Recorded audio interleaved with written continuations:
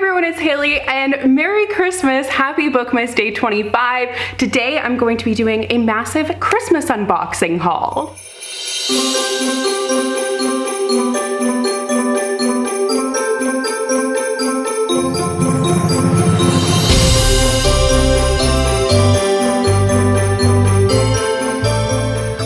Too echoey in here. It might be a little bit, so I'm sorry about that, but I wanted to film today's video in front of the Christmas tree in Christmas pajamas because I just felt like that was the vibe that we were going for today. Before we get into it, don't forget to click that subscribe button and then click the bell icon so you'll be notified whenever I post. I'm posting a new video every single day for the entire month of December, so you don't want to miss any of those. I've done a Christmas Day book haul for the past 3 years now, I think. I've done it since 2020, but I've never done an unboxing one, and I thought it would be really fun to do that this year. I honestly don't even remember what books I ordered. Like, this is kind of Christmas gifts to myself, but I ordered them so long ago. I always use the coupon that I get for my birthday from Indigo and do my little Christmas Day book haul, but it's honestly been forever, so I literally don't know what's in these boxes, so it's going to be just as much of a surprise to me as it is to you. I am actually going to start out with some that I already have though, so these are some Christmas books that I'll just show you really quickly because I may have read them by the time you see this video, but also I definitely have talked about them in like TBRs. So A Very Merry Bromance by Lisa K. Adams. This is the 5th book in the Bromance Book Club series, and this one is focusing on the country singer character. I don't remember his name, Colton Wheeler. That definitely is a very country singer name. Then I have Meet Me Under the Mistletoe by Jenny Bayliss, and this is by the author of 12 Days in December, which I read last year. Nope, it was the 12 Dates of Christmas, but I really enjoyed that one. And then Always in December by Emily Stone. We know how I felt about that one. And Just Like Magic by Sarah Hogle. This is like a girl who summons a Christmas spirit. It's by the author of You Deserve Each Other, which I haven't read yet, but I have heard some really good things about it. I have 3 boxes here. I'm not gonna pick them up because I mean, the bottom one is huge, and then I have like a couple of envelopes.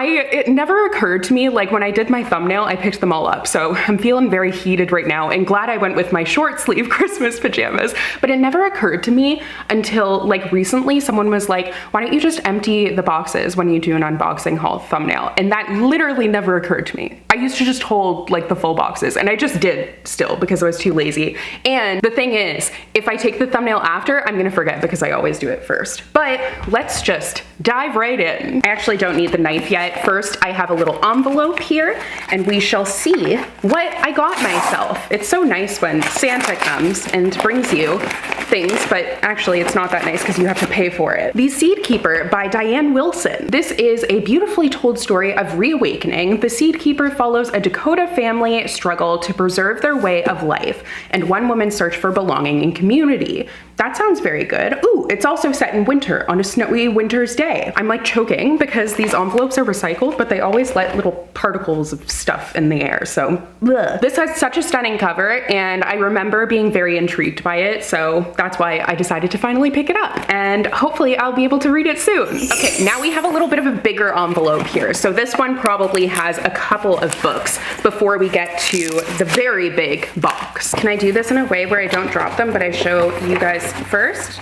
Ta-da! So we have, oh, it's a paperback. Heart of the Sun Warrior by Sue Lynn Tan. I didn't realize that this came out in paperback first, but this is the sequel to Daughter of the Moon Goddess, which was one of my favorite books that I read this year, and it's actually a duology. So it says it's book 2 of the Celestial Kingdom duology. I really was a huge fan of Daughter of the Moon Goddess, loved it. So I definitely have been really intrigued by this one since then and wanting to pick it up. And I'm not a huge series person. I don't generally read sequels, but this is definitely one that I wanted more of, like the writing and the characters and the world, and now I have it. We also have Alone with You in the Ether by Olivia Blake. This is a love story that I believe the author first like self-published, but then with the popularity of the Atlas 6, it ended up being picked up by her publisher. I don't know what this love story is about. I just know I've heard some amazing things about Olivia Blake, and that's why I decided to pick this one up.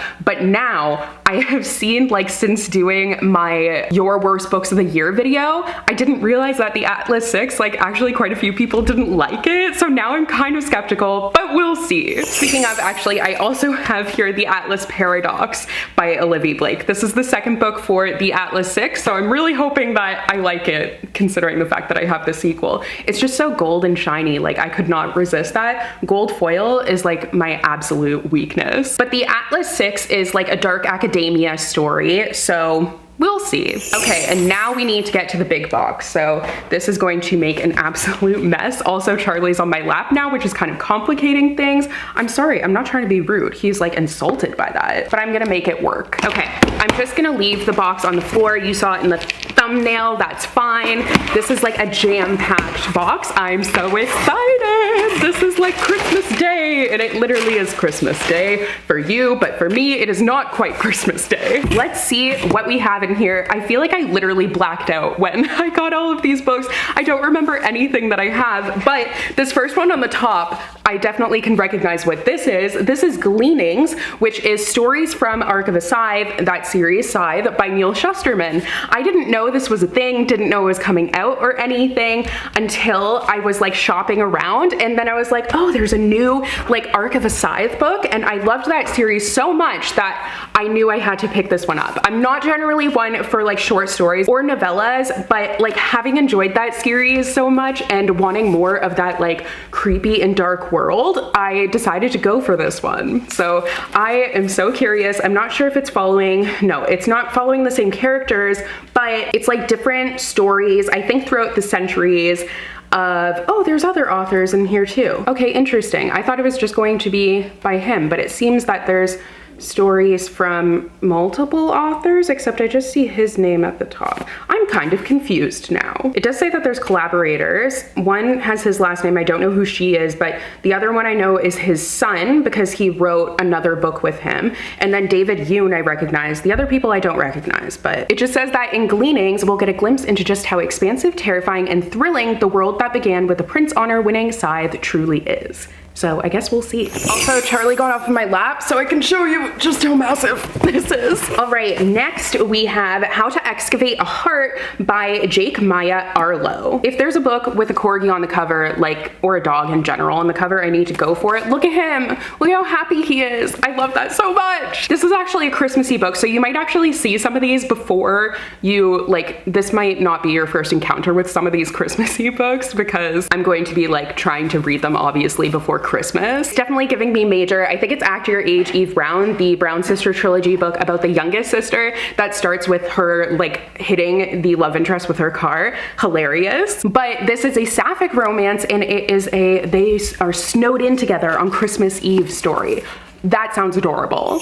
Next is a book that I have had my eye on, and I don't know why. I think it's just this cover, but it is When We Lost Our Heads by Heather O'Neill. I'm assuming that this one is like a historical fiction, but I really don't know. Oh, this is actually set in Montreal. Fascinating. I live almost there. It's about Marie Antoine, who is the daughter of the richest man in 19th century Montreal. Okay, this definitely, I'm so glad that I picked this one up. Coming from like a smaller or small-ish city in Ontario, there's never any books or especially like historical fictions where I live, but having a historical fiction that's near where I live, that sounds epic. Next, we have The Night and Its Moon by Piper CJ. I think that I found this one on the TikTok list. I'm not entirely sure. It does definitely seem like something that I would have found there though. This is about fae, it's a fantasy, there's assassins, it's an orphanage.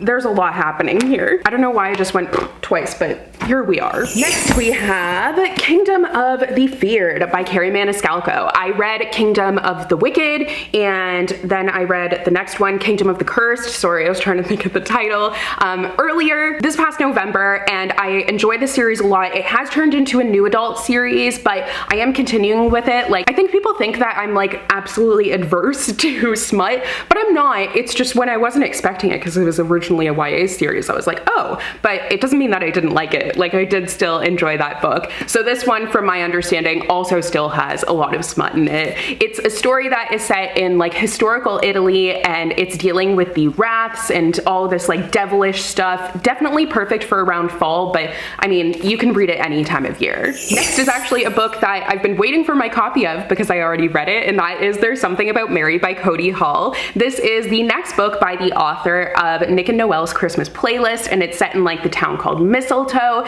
This one was kind of like a slowly falling in love story. Didn't really have like that many tropes. Like, I feel like a lot of the time, obviously romance books, I can say like it's an enemies to lovers or it's like a friends to lovers or whatever, but this was just one where you were really reading about characters who got to know each other, and I thought it was lovely to see their relationship develop. I didn't quite enjoy it as much as Nick and Noelle, however, I did still really like it. You obviously, like, all of the characters are interconnected in here, but this one is about Mary and this like lumberjack, Clark, that's his name. I've read so many books recently, I can't keep track of anyone's names. Especially Christmas books, it's really hard to like separate all of them. Ooh, I'm so glad I picked this one up, and I totally forgot that I did, but then one of you said that this was a book that you would get me for Christmas, and oh, I'm so excited because the reasoning, I was like, oh, so this is Lizzie Blake's Best Mistake by Maisie Eddings. This is a story that I don't know that much about, but I guess it features ADHD rep, which, if you don't know, I do have ADHD, so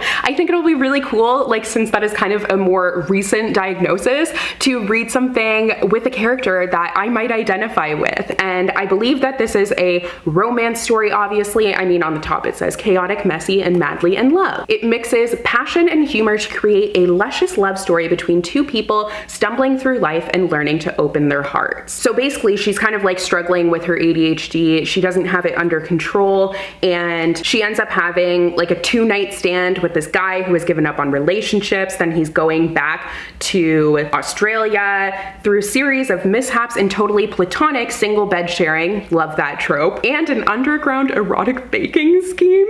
Lizzie and Rake learn that even the biggest mistakes can have the most beautiful consequences. I'm so intrigued. Next is Season of Love by Helena Greer. I definitely went on Indigo and was like, Christmas, and then just was like, add to cart, add to cart, add to cart. So this says, it's time to make the Yuletide gay. We love it. This is about a character whose parents own, like, it's a Jewish run Christmas tree farm. Love that. And the main character just has been left it by her great aunt. I believe that the other person, there's another part owner who ends up being the love interest. Also, her name is Noelle, which is obviously perfect for this kind of book. I'm not sure if this one is adult or if it is YA. I feel like it's kind of hard to tell with Christmassy reads, and also with just looking online, because they just show up like not really categorized as YA or adult, but I'm excited. Next is another Christmas read that I'm super pumped for. I swear it's not all Christmas reads. I think most of them were just on top, but that is Kiss Her Once for Me by Alison Cochrane. Alison Cochrane is the author of The Charm Offensive, which I am super wanting to read. I have it on my TBR and I'm going to try to get to it very soon. But this one, it didn't even actually occur to me that it was a Christmassy story, which it should have, because like Kiss Her Once for Me, you know, that is like the Christmas song, or like kind of a play on the Christmas song, but I don't know. I just didn't think of that. This one starts with the main character having this Christmas Eve bookstore meet cute, which sounds absolutely ideal, but it is with a woman that she fell in love with over the course of like 2 days. I am so intrigued by that, and like, it sounds excellent. Okay, next we have The Book Eaters by Sunny Dean. I've seen this around. I believe this one was pretty hyped up on TikTok, so I think that might also be where I ended up finding this one. Obviously, like, The Book Eaters was kind of just an intriguing title for me. It's definitely one where I just kind of bought it because of the title. So it says, truth is found between the stories we're fed and the stories we hunger for. Oh, it's about people for whom books are food and they retain all of the content after eating it. Like, to them, spy novels are a peppery snack, romance novels are sweet and delicious, and eating a map can help them remember destinations. And children, when they misbehave, are forced to eat dry, musty pages from dictionaries. What? So you're following a character who's part of an old and reclusive clan of book eaters known as the Family. Oh my god. So her brothers, this has been a layered synopsis and I feel like I need to read this so soon. So her brothers, they grew up reading like stories of valor and adventure, but the main character, she's a woman, and women, they were raised on a carefully curated diet. Oh, sorry, the cat's food is going off. Charlie gets really excited about it. But women were raised on a carefully curated diet of fairy tales and cautionary stories. How fascinating. Oh my god, I literally just want to read this immediately. So that means I'm probably gonna like take forever to actually read it. Classic. Next we have Whiteout by Angie Thomas, Ashley Woodfolk, and Nicola Yoon. I have read something from all of those authors and loved it. Didn't realize there were authors on the top as well. So it's also by Danielle Clayton, Tiffany D. Jackson, and Nick Stone, but it still stands. I've read something by all of these authors and liked it. I love the reflectiveness of this cover. This is another sort of Christmassy read, and I didn't actually realize that there's another book called Blackout, so I'll have to pick that one up. It's by the same people, but this is about a snowstorm in Atlanta, which they only have a snowstorm like once every 100 years. The city grinds to a halt, but a group of teens band together to help a friend pull off the most epic apology of her life. So you're in a mall full of holiday spirit, a deserted aquarium, and there's also a stalled road trip, and a whole city blanketed in snow. Perfect for this time of year. Ooh, next is Demon in the Wood, which is a graphic novel in the Shadow and Bone universe. So it's by Leigh Bardugo and Danny Pendergast. I think that this illustration style seems like perfect for the whole Shadow and Bone world, and it's been so long. Charlie, you don't need to go out, you were just out. Also, so rudely interrupting. This is what happens when he doesn't get attention. But it's also been so long since I've read something by Leigh Bardugo, I really need to read Rule of Wolves. So maybe reading this will like slowly reintroduce me to that universe, so then I can get to Rule of Wolves soon, because I've been putting it off for absolutely so long. But ooh, I'm excited. Next is this book that actually came up when I was looking for Christmassy reads, but I don't think that it's actually a Christmassy story, which I knew when I was picking it up. I thought it still looked really interesting. So this is Drizzle's Dreams and Love-Struck Things by Maya Prasad. This is also a very heavy book. I don't know why, but compared to all of the other books, this is like super hefty.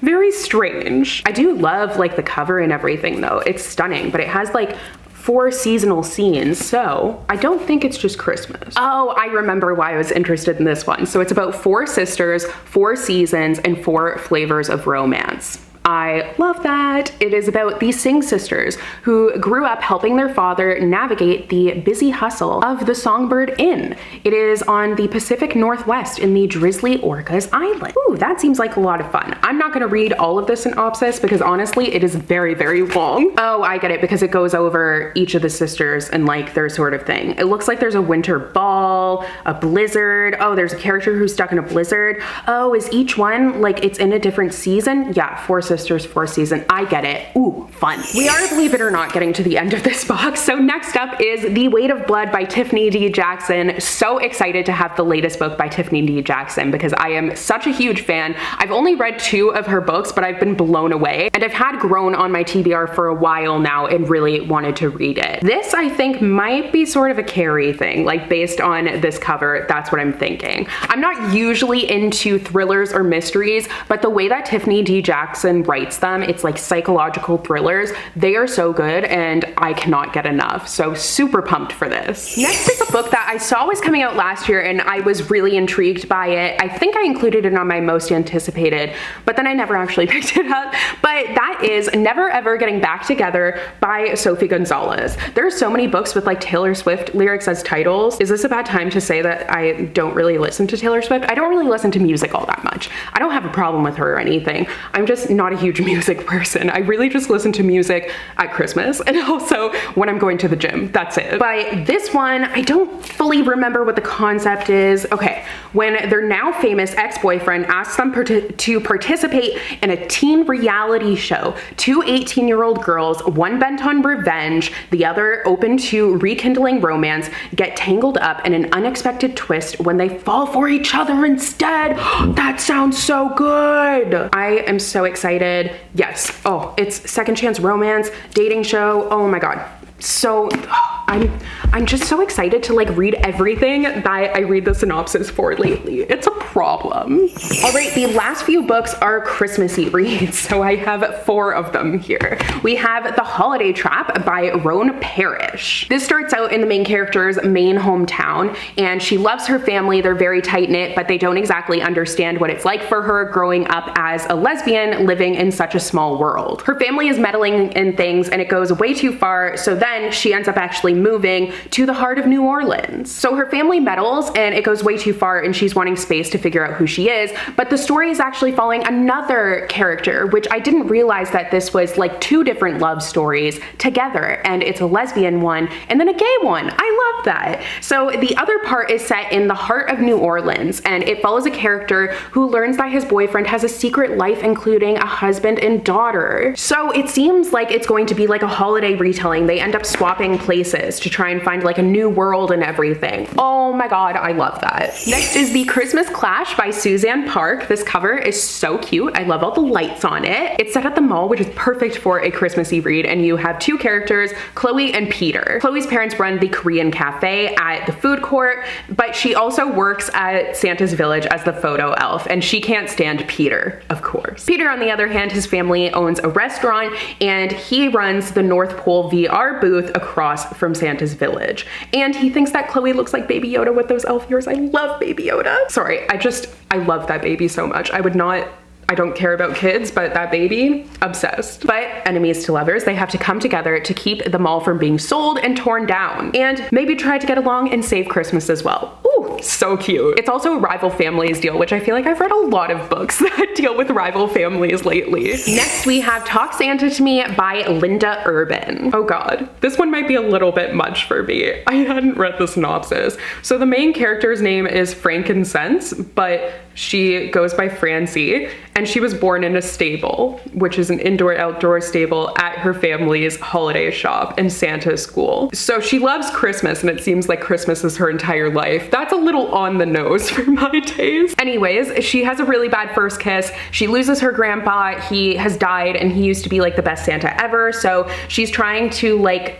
get back on her feet again and wishing for some Christmas magic. I really don't know about this one, to be entirely honest. That's why we don't just buy based on covers. And the final book that I have here, which is good because the sun is starting to move this way and like blinding me, but that is The Christmas Wish by Lindsay Kelk. So this, first thing I see is blurbed by Emily Henry. I love Emily Henry, so that is like a major yes in my book. And it says, I'll read anything she writes. I feel like she's written that blurb before about other people, but was it maybe about another book by Lindsay Kelk that I have? I don't know. Anyways, this seems like it's going to be a Groundhog Day situation, but with Christmas, which for some reason I have a very distinct memory of like a Fairly Odd Parents video that dealt with that. Like Timmy wished for it to be Christmas every day, and then it was. And it was like, oh, the special, like it's not special anymore. Anyways, it says, ever wished it could be Christmas every day, wish again. So kind of reminding me a little bit also of In a Holidays by Christina Lauren was a similar concept where it ended up being like Christmas over and over again. But that's definitely a very fun concept and often makes for very festive reads. All right, that is all. The box is empty. The sun is blinding me, but I hope you guys enjoyed today's video, and I hope you have a very Merry Christmas or just a happy Sunday wherever you are if you're not celebrating. Thank you guys so much for all of your support and everything. Don't forget though, we're not done with Bookmas videos yet. Tomorrow for Bookmas Day 26, I'm going to be kind of kicking off, like from this point on, essentially we're going to be looking forward to 2023. So I'm going to show you every single book that I own that I still need to read, go over my whole TBR pile. I'm going to be giving you like a little bit of details. I can't go over every book, but I'll be like dividing it into genre and everything. So it's not just going to be me reading from a list essentially. But once again, thank you so much for watching today's video, and I will see you tomorrow in another one. Bye!